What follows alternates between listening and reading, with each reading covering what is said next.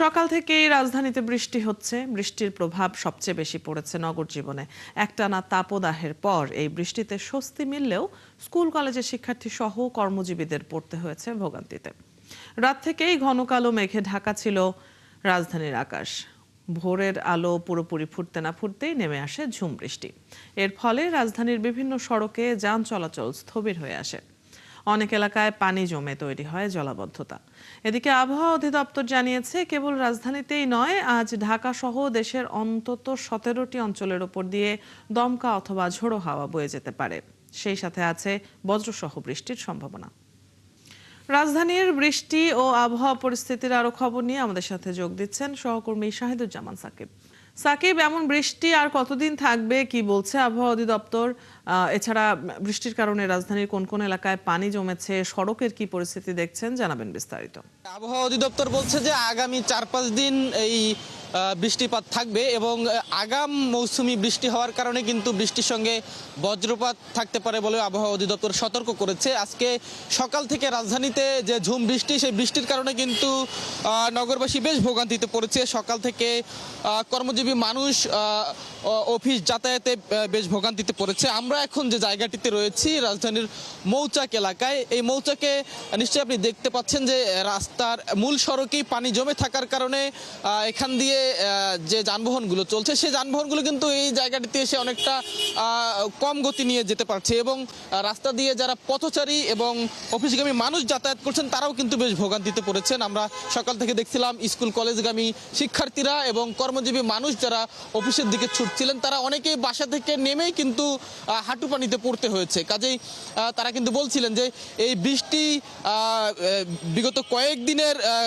ভ্যাপসা গরম সে আবহাওয়া থেকে কিছুটা মুক্তি দিয়েছে বটে, তবে সেই সাথে কিন্তু নতুন করে ভোগান্তিও যুক্ত হয়েছে। আবহাওয়া অধিদপ্তরেও আমরা গিয়েছিলাম, আবহাওয়াবিদ ডক্টর বজলুর রশিদের সঙ্গে আমরা কথা বলেছি। তিনি বলছিলেন যে আগাম মৌসুমি বৃষ্টিপাত হওয়ার কারণে শিলাবৃষ্টি এবং বজ্রপাত হতে পারে এবং এই বৃষ্টি আগামী 4-5 দিন নাগাদ চলতে পারে। কাজেই রাজধানী সহ সারা দেশের মানুষকে কিছুটা সতর্ক থাকার কথা কিন্তু প্রস্তুতি নিয়ে থাকতে বলা হচ্ছে। অনেক ধন্যবাদ সাকিব। আমরা জেনে নিচ্ছিলাম আপনার কাছ থেকে আবহাওয়ার খবর। রাজধানীর আবহাওয়ার খবর নিয়ে দর্শক সহকর্মী শাহিদুজ্জামান সাকিব এতক্ষণ যুক্ত ছিলেন। সকাল থেকেই সুনামগঞ্জ, মৌলভীবাজার ও ময়মনসিংহ সহ বিভিন্ন স্থানে বৃষ্টি হচ্ছে। সুনামগঞ্জ ও হাওড় অঞ্চলে ব্যাপক পানি ঢুকে ধান কাটায় দুর্ভোগ হচ্ছে। একই সাথে হচ্ছে বজ্রপাত। জামালপুর ও রাজবাড়ীতে বজ্রপাতে 2 জনের মৃত্যুর খবর পাওয়া গেছে। সুনামগঞ্জে কোথাও কোথাও বাঁধ ভাঙার ঝুঁকি দেখা দিয়েছে। ভারী বর্ষণে ময়মনসিংহ নগরীর বেশিরভাগ সড়ক হাঁটু সমান পানিতে তলিয়ে গেছে। এতে চরম ভোগান্তির শিকার হতে হয়েছে নগরবাসীকে। পটুয়াখালীর রাঙাবালির সদর ইউনিয়নের গঙ্গিপাড়া স্লুইস বাজার এলাকায় আকস্মিক শিলাবৃষ্টি হয়েছে। কয়েক মিনিট স্থায়ী এই শিলাবৃষ্টির পর উপজেলা জুড়ে মেঘাচ্ছন্ন ও গুমোট আবহাওয়া বিরাজ করছে। বজ্রপাতে জেলা পরিষদ ডাক বাংলোর ছাদের কর্নার একাংশ ভেঙে গেছে। সকাল থেকে বৃষ্টি হচ্ছে মৌলভীবাজারে, কখনো গুড়ি গুড়ি কখনো মাঝারি। সকাল 10টা পর্যন্ত 21 মিলাদ। বৃষ্টিপাতের কারণে কি ধরনের ভোগান্তি হতে দেখছেন, নদ নদীর পানি বেড়েছে কিনা, এই সম্পর্কে কোনো তথ্য থাকলেও জানাবেন। অদিতি, আপনাকে ধন্যবাদ। মূলত বেশ 2-3 দিন ধরেই বলা যেতে পারে যে বৃষ্টিপাত অব্যাহত রয়েছে, তবে গতকালকে প্রায় 190 মিলিমিটার বৃষ্টিপাত রেকর্ড করা হয়েছে, তবে আজকে অনেকটাই কম। আজকে সকাল 10টা পর্যন্ত 21 মিলিমিটার বৃষ্টিপাত রেকর্ড করা হয়েছে মৌলভীবাজার। এবং আপনি পিছনে দেখতে পাচ্ছেন মূলত বৃষ্টির কারণে যে সমস্যাটি দেখা দেয় সেটি হচ্ছে জনদুর্ভোগ বেড়ে যায়, বিশেষ করে শহর এলাকায় স্কুল কলেজ এবং বিশেষ করে অফিস আদালত যারা যান, নিম্ন শ্রমিক যারা আছে, তবে দেখতে পাচ্ছেন তারা ভোগান্তিটা মূলত একটু বেশি থাকে। এবং আপনি হয়তো আমার পিছনে দেখতে পাচ্ছেন যে আমি পর্যটন এলাকায় দাঁড়িয়ে আছি, যেখানে চাঁদের গাড়ি আছে, তারা পর্যটনে ঘুরে, কিন্তু আজকে পর্যটক নেই এবং চাঁদের গাড়িও অনেকটা অলস, তারা অলস পড়ে আছে। ফলে এই অলস তারা বসে আছে। এবং পাশাপাশি আপনি জানেন একটি নদ নদীর যে বিষয়টি আপনি বলেছেন সেটি হচ্ছে যে ইতিমধ্যে পানি বৃষ্টির কারণে কিছুটা পানি বেড়েছে। মনু নদীর পানি বিপদসীমার 84 সেন্টিমিটার নিচ দিয়ে এবং মনু রেলওয়ে ব্রিজের পানি 273 সেন্টিমিটার নিচ দিয়ে এবং ধলা নদীর পানি 226 সেন্টিমিটার নিচ দিয়ে প্রবাহিত হচ্ছে। তবে আবহাওয়া অফিস যেটা আমাকে জানিয়েছে, যদিও বৃষ্টিপাত অব্যাহত থাকে, যদি বিশেষ করে যদি মুষলধারে বৃষ্টিপাত হয় তাহলে হয়তো মানে একটা বন্যা বেশি নিম্ন এলাকায়, নিম্ন অঞ্চলে বন্যার সংখ্যা দেখাতে পারে। তবে কিছু কিছু জায়গা, বিশেষ করে কাউয়া দিকে হাওর আছে এবং হাকালুকুন হাইলাওয়ার যে পাড়ের যে বাসিন্দারা আছে, তারা মূলত অনেকটাই পানিটা অনেক পানিবন্দী হয়ে আছে বেশ কিছু এলাকায়। এবং ইতিমধ্যে জেলা প্রশাসনের পক্ষ থেকে বিশেষ করে নিম্নাঞ্চলে মানুষের দুর্ভোগ যাতে না বাড়ে সেজন্য তারা মনিটরিং টিম তারা গঠন করেছেন এবং তারা তদারকি করছেন। এবং আরেকটু জানি রাখি যে আজকে যে বৃষ্টিপাতের যে আবহাওয়া, যে পরিবেশ, যেটা আপনারা আমার পিছনটা দেখেছেন, এই পরিবেশে হয়তো সারাদিন অব্যাহত থাকতে পারে এবং আবহাওয়া বিশেষ জানিয়েছে আরো 2-3 দিন এরকম বৃষ্টিপাত অব্যাহত থাকবে। মিল্লাদ, আপনি তো আমাদেরকে মৌলভীবাজারের খবর জানাচ্ছিলেন। আপনি নিশ্চয়ই জানেন যে সারা দেশেই কম বেশি বৃষ্টি হচ্ছে। পটুয়াখালীতে আকাশ মেঘলা রয়েছে, সেখানকার আবহাওয়ার সবশেষ খবরও জানবো। আরেক সহকর্মী আহসানুল হক রিপন ইতিমধ্যে যুক্ত আছেন আমাদের সাথে। রিপন, পটুয়াখালীতে এই মুহূর্তের আবহাওয়া কেমন দেখছেন? উপকূলের সার্বিক পরিস্থিতির তথ্য জানাবেন আমাদের। আপনি যেমনটা বলছিলেন, এই মুহূর্তে পটুয়াখালীতে আকাশ মেঘলা রয়েছে, মাঝে মাঝে থেমে থেমে বৃষ্টি হচ্ছে এবং মেঘ গুড়গুড় ডাকও শোনা যাচ্ছে আকাশে। তবে কালকের আবহাওয়ার চিত্র ছিল খুব ভয়াবহ। কালকে বিকেলে কালবৈশাখী ঝড় এবং বজ্রসহ বৃষ্টিপাতে পটুয়াখালীর বিভিন্ন জায়গায় বেশ কিছু ক্ষতির খবর আমরা পেয়েছি। যেমনটা কলাপাড়ার সলিমপুরে 5টি কাঁচা ঘর এবং একটি মন্দির, এছাড়াও কলাপাড়ার অন্যান্য জায়গায় মোট 17টি কাঁচা ঘরবাড়ি বিধ্বস্তের খবর আমরা পেয়েছি। এছাড়া রাঙ্গাবালী উপজেলা পরিষদের যে জেলা পরিষদের ডাকবাংলোটি, সে ডাকবাংলোটির একবারে উপরে টপ ছাদের কাছে যে ওয়াল, সেই ওয়ালে কিন্তু বজ্রপাত হয়ে ওয়ালের একটি অংশ ধসে যায়। আরেকটি ট্র্যাজেডির ঘটনা ঘটেছে পটুয়াখালী জেলা সদরে। গতকাল বিকেল 3:30টায় যখন ঝোড়ো হাওয়া বইছিল, পটুয়াখালীর একটি শিক্ষা প্রতিষ্ঠান পটুয়াখালী কালেক্টর স্কুল অ্যান্ড কলেজের এই যে প্রধান গেটটি আপনাকে দেখাচ্ছি, এই গেটের যে প্রধান কপাট, এটি কিন্তু ভেঙে বা ছুটে পড়ে যায়। এ সময় শিক্ষার্থীরা পকেট গেট থেকে বেরোচ্ছিল।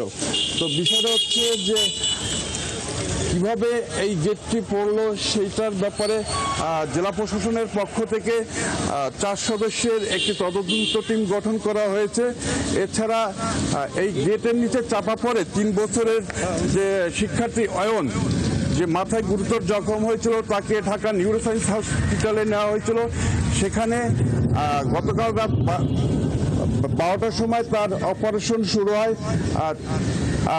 3 ঘন্টা ব্যাপী তার অপারেশন হওয়ার পরে সফল হয়েছে বলে এমনটাই জানিয়েছে পটুয়াখালীর জেলা প্রশাসক ডক্টর শহীদ ইসলাম চৌধুরী। রিপন, পটুয়াখালীর খবর আপনি জানাচ্ছিলেন এবং এখনো সেখানে আকাশ মেঘলা আছে যেমনটি আপনি বলছিলেন। দর্শক, আমাদের সহকর্মীরা যুক্ত হয়ে আমাদেরকে জানিয়ে দিচ্ছিলেন আবহাওয়ার খবর দেশব্যাপী। পটুয়াখালীর কলাপাড়ায় কালবৈশাখী ঝড়ে 10টির বেশি ঘর পুরোপুরি বিধ্বস্ত হয়েছে, আর ক্ষতিগ্রস্ত হয়েছে শতাধিক বসতবাড়ি। এ সময় কয়েকশো গাছপালা উপড়ে পড়েছে। মঙ্গলবার 2 দফা ঝড়ে নীলগঞ্জ ইউনিয়নে ঘর চাপা পড়ে নারী, শিশু ও বৃদ্ধ সহ অন্তত 5 জন আহত হয়েছেন। আর চাকামইয়া ইউনিয়নে একটি মাদ্রাসা ভেঙে পড়েছে। ক্ষতিগ্রস্ত পরিবারের সদস্যরা জানান, হঠাৎ ঝড়ে মুহূর্তের মধ্যে ঘর উড়ে যায়। এ সময় ভেতরে থাকা পরিবারের সদস্যরা চাপা পড়েন। এছাড়া মুষলধারায় বৃষ্টি ও ঝোড়ো বাতাসে বিপর্যস্ত হয়ে পড়েছে জনজীবন। ক্ষতিগ্রস্ত হয়েছে কয়েকশো গাছপালা, ফসলেরও ক্ষতি হয়েছে। দর্শক, ত্রয়োদশ জাতীয় সংসদে আজকের অধিবেশনে এই মুহূর্তে কথা বলছেন প্রধানমন্ত্রী তারেক রহমান। আমরা সরাসরি চলে যাচ্ছি সেখানে। পর্যন্ত এবং এলিভেটেড এক্সপ্রেসওয়ে আব্দুল্লাপুর হতে ফার্মগেট পর্যন্ত এই নিচের অংশে খালি জায়গায় বৃক্ষরোপণ করা হবে ইনশাল্লাহ। পাশাপাশি রাজধানী ঢাকাকে ক্লিন এবং গ্রিন সিটি রূপে গড়ে তোলার লক্ষ্যে পরিবেশ অধিদপ্তর কর্তৃক ঢাকা শহরের পরিবেশ দূষণ নিয়ন্ত্রণের অগ্রাধিকার দেওয়া হয়েছে। এ লক্ষ্যে পরিবেশ অধিদপ্তর নিম্নরূপ ব্যবস্থাগুলো মাননীয় স্পিকার গ্রহণ করেছে। মাননীয় স্পিকার, অনেকগুলো ব্যবস্থা আছে, আমি যদি পড়ি স্বাভাবিকভাবেই সময় অনেক লাগবে, সেই জন্য আমি এটা অনুরোধ করব পঠিত বলিয়া গণ্য করা হোক। মাননীয় স্পিকার, ধন্যবাদ। ধন্যবাদ মাননীয় প্রধানমন্ত্রী। উত্তরের বাকি অংশ পঠিত বলে গণ্য করা হলো। মাননীয় সদস্য জনাব আবুল কালাম, আপনি একটি সম্পূরক প্রশ্ন করতে পারেন। মাননীয় স্পিকার, আপনাকে ধন্যবাদ। আমার প্রশ্নের বিস্তারিত তথ্যবহুল উত্তর দানের জন্য আমি মাননীয় প্রধানমন্ত্রীর প্রতি আন্তরিক ধন্যবাদ সহ কৃতজ্ঞতা জানাচ্ছি।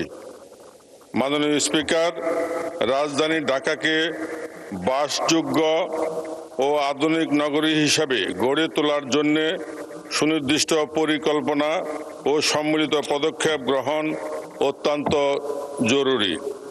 এই উপলব্ধি থেকে মাননীয় প্রধানমন্ত্রী শপথ নেওয়ার পরপরই জনগণকে স্বস্তি দেওয়ার প্রচেষ্টায় অব্যাহত রেখেছেন।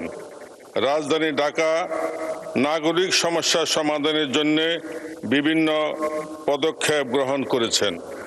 মাননীয় প্রধানমন্ত্রীর নিকট আমার সম্পূরক প্রশ্নে জানতে চাই, জনঘনত্ব নিয়ন্ত্রণ ও বিকেন্দ্রীকরণের লক্ষ্যে রাজধানী ঢাকামুখী মানুষের স্রোত কমানো সহ প্রশাসনিক ও অর্থনৈতিক কর্মকাণ্ডে ঢাকার বাহিরে ছড়িয়ে দিতে আপনার সরকার কোনো পদক্ষেপ গ্রহণ করিবেন কিনা এবং করিলে তাহা কি? মাননীয় স্পিকার, আপনাকে ধন্যবাদ। মাননীয় প্রধানমন্ত্রী। মাননীয় স্পিকার, মাননীয় সংসদ সদস্য, আপনাদেরকে ধন্যবাদ এরকম একটি গুরুত্বপূর্ণ প্রশ্ন উপস্থাপন করার জন্য। মাননীয় সংসদ সদস্য, আপনি যে প্রশ্নটি করেছেন এটির পদক্ষেপটি একটি দীর্ঘমেয়াদী পদক্ষেপ। আনফর্চুনেটলি যেভাবেই হোক আমরা খেয়াল করেছি যে মানুষের সুযোগ সুবিধা, সেটি চাকরি বাকরির ক্ষেত্রে হোক, চিকিৎসার ক্ষেত্রে হোক, পড়ালেখার ক্ষেত্রে হোক, বাচ্চাদের সবকিছুই ঢাকা কেন্দ্রিক গড়ে উঠেছে এবং একদিন দুই দিক না, এটি বহু বছর ধরে গড়ে উঠেছে। আনফর্চুনেটলি দেশের সারা দেশকে ঘিরে এই সুবিধাগুলো আমরা হয়তো সেভাবে গড়ে তুলতে সক্ষম হইনি এখনো, এবং সে কারণেই স্বাভাবিকভাবে সারা দেশ থেকে মানুষ ঢাকামুখী হয়ে থাকে। সেটি কর্মসংস্থানের সুবিধার জন্য হোক, সন্তানদের লেখাপড়ার জন্যই হোক, পরিবারের সদস্যদের চিকিৎসার জন্যই হয়ে না কেন। সেজন্যই দীর্ঘমেয়াদী পরিকল্পনার মধ্যে আমাদের লক্ষ্য হচ্ছে ধীরে ধীরে ঢাকা দেশের সকল অংশেই পর্যায়ক্রমিকভাবে এই বেসিক সুবিধাগুলোকে গড়ে তোলা। সেজন্যই মাননীয় স্পিকার, আপনি খেয়াল করে দেখবেন বর্তমান সরকার বিভিন্ন শিল্পায়ন গড়ে তোলার লক্ষ্যে দেশের বিভিন্ন জায়গায় বিশেষ শিল্পায়িত অঞ্চল গড়ে তোলার চেষ্টা করছে। একই সাথে আমরা চেষ্টা করছি দেশের বিভিন্ন জায়গায় চিকিৎসা সেবাও গড়ে তুলতে এবং দেশের বিভিন্ন জায়গায় আমাদের আগামী ভবিষ্যৎ প্রজন্মদের লেখাপড়ার জন্য ধীরে ধীরে ভালো শিক্ষা প্রতিষ্ঠান গড়ে তোলার জন্য। আমরা মনে করি এই সুবিধাগুলো যদি আমরা গড়ে তুলতে পারি তাহলে মানুষ কম উৎসাহিত হবে ঢাকা শহরে আসার জন্য, এবং এর মাধ্যমেই আমরা ধীরে ধীরে ঢাকার উপরে চাপ কমাতে সক্ষম হব বলে আমরা মনে করি। মাননীয় স্পিকার, ধন্যবাদ। জাতীয় সংসদের আজকের অধিবেশনে এতক্ষণ সরাসরি যুক্ত ছিলাম আমরা। আজ 29শে এপ্রিল বাংলাদেশের ইতিহাসের এক বিভীষিকাময় দিন। 1991 সালের এই দিনে প্রলয়ঙ্করী ঘূর্ণিঝড় ম্যারিয়ান লণ্ডভণ্ড করে দিয়েছিল দেশের দক্ষিণ পূর্ব উপকূল। এতে প্রাণ হারিয়েছিলেন 1,38,000-এর বেশি মানুষ।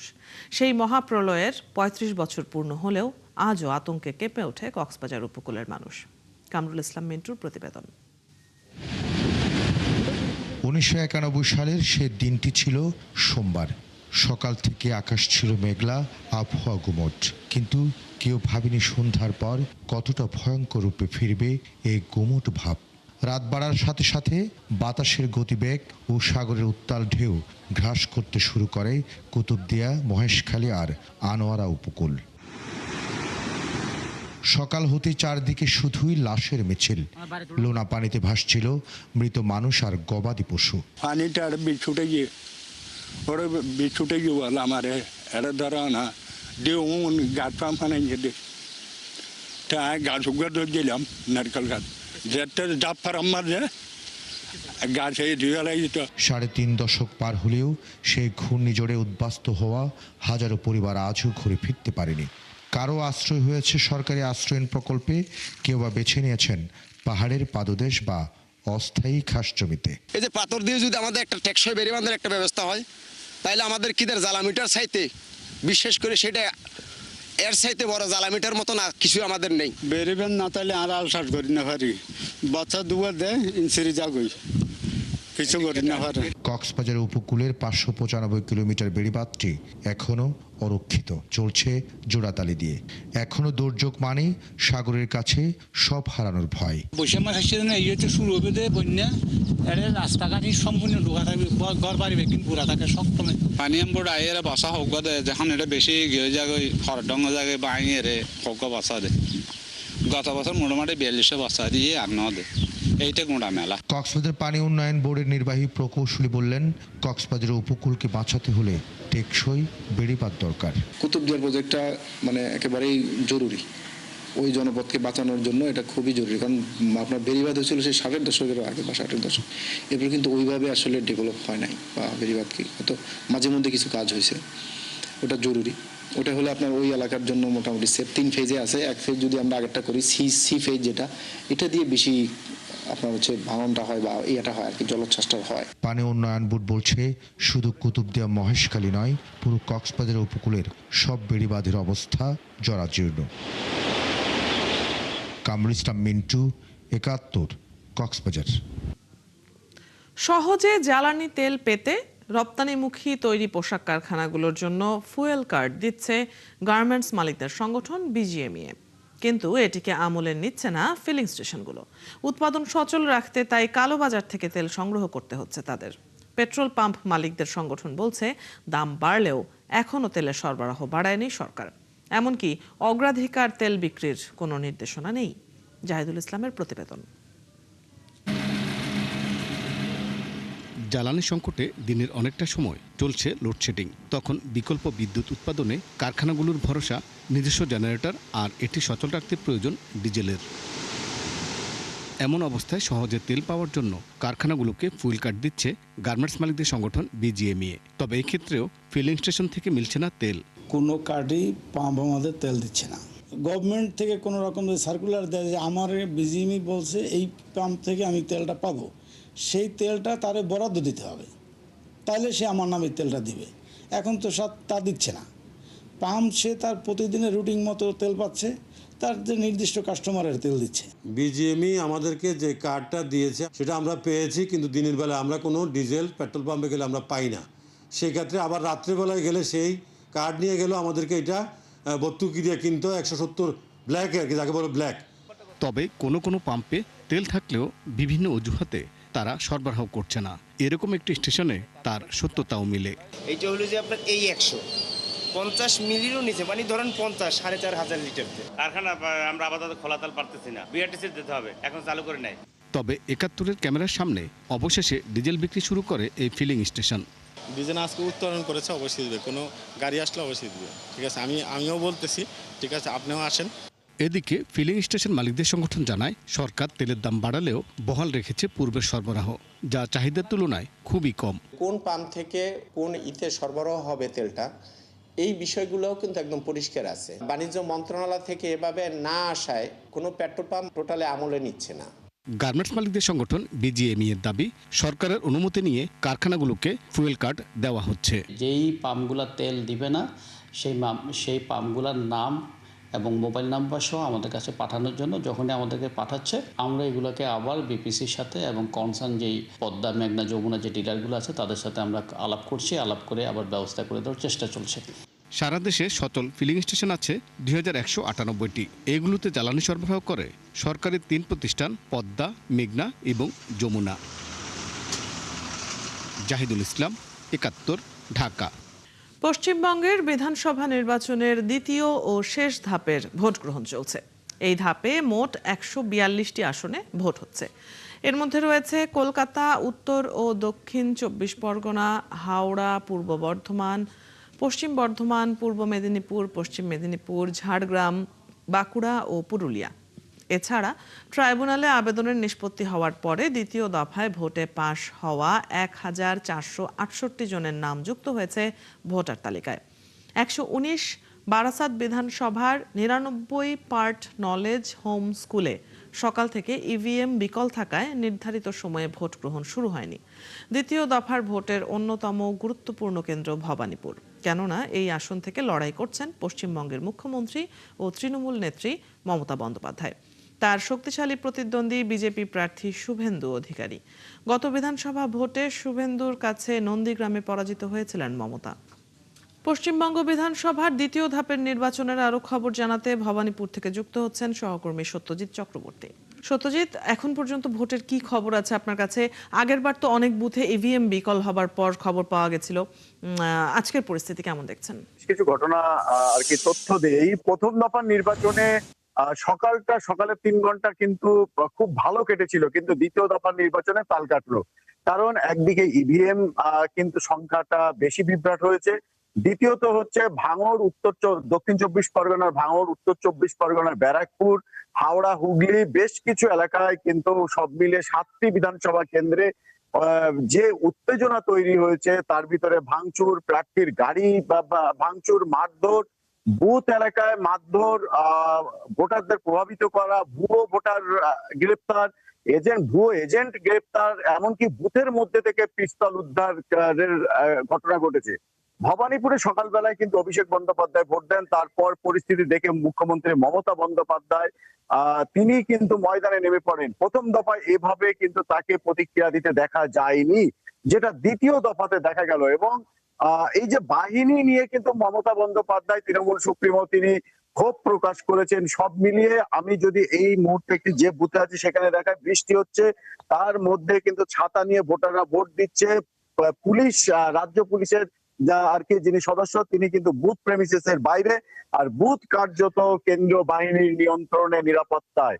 তো সব মিলিয়ে প্রত্যেকটা বুথে যে 142টা আসনের দ্বিতীয় দফায় নির্বাচন শুরু হচ্ছে, প্রত্যেকটা বুথে ছবিটা কিন্তু এক। এবং এই যে কড়াকড়ি নিরাপত্তা নিয়ে তৃণমূলের তরফ থেকে যতই অভিযোগ থাক না কেন, মমতা বন্দ্যোপাধ্যায় যতই অভিযোগ করুক না কেন, ক্ষোভ দেখান না কেন, ভোটাররা কিন্তু খুশি এই কড়াকড়িতে। যদিও খাদ্যমন্ত্রী রতিন ঘোষ তিনি বলছেন আমি কিন্তু কোনো সক্রিয়তা কেন্দ্রীয় বাহিনী দেখতে পাইনি। তো সব মিলিয়ে এই কেন্দ্রীয় বাহিনীর ভূমিকা নিয়ে তৃণমূলের সত্যজিৎ, আরেকটা বিষয় একটু জেনে নিতে চাই যে এবার ভবানীপুরের ভোটের সমীকরণটা কেমন? বুথ ফেরত জরিপ কি বলছে, কে এগিয়ে আছেন? দেখুন, বুথ ফেরত যে সমীক্ষা, তাতে করে সকাল থেকে আমরা যেটা কথা বলছিলাম যে ভবানীপুরে ভোটাররা বলছেন সবাই 4 তারিখে রেজাল্ট বেরোলে জানা যাবে। এটা কিন্তু অতীতে কখনো দেখা যায়নি। এবং এখানে শুভেন্দু অধিকারীর সাথে মমতা বন্দ্যোপাধ্যায়ের বলা হচ্ছে নেক টু নেক একটা লড়াই হতে পারে। সেক্ষেত্রে আবার কেউ বলছে যে না, এখানে মমতা বন্দ্যোপাধ্যায়কে হারানো কঠিন, কারণ এই মাটি মমতা বন্দ্যোপাধ্যায়ের। তো সব মিলিয়ে 4 তারিখের কথাই কিন্তু বলছেন ভোটাররা। কেন বলছেন হঠাৎ করে, কেন মমতা বন্দ্যোপাধ্যায়ের পক্ষে বলছেন না, কিংবা বিরোধী কোন পক্ষের দিকে ভোটাররা সেটাও বলছেন না, এ নিয়ে কিন্তু খোদ তৃণমূলও বুঝতে পারছে না। সত্যজিৎ, আপনার কাছ থেকে আমরা জেনে নিচ্ছিলাম দ্বিতীয় দফার নির্বাচনের খবর। ধন্যবাদ যুক্ত হবার জন্য। দর্শক, আমাদের সাথে সহকর্মী সত্যজিৎ চক্রবর্তী যুক্ত ছিলেন পশ্চিমবঙ্গের বিধানসভার নির্বাচনের খবর নিয়ে। চলছে সংবাদ সংযোগ, সরাসরি সংবাদ অনুষ্ঠান দেখতে চোখ রাখুন ৭১-এর ফেসবুক পেজে এবং সাবস্ক্রাইব করুন ৭১-এর ইউটিউব চ্যানেল। থাকুন ৭১-এর সাথে।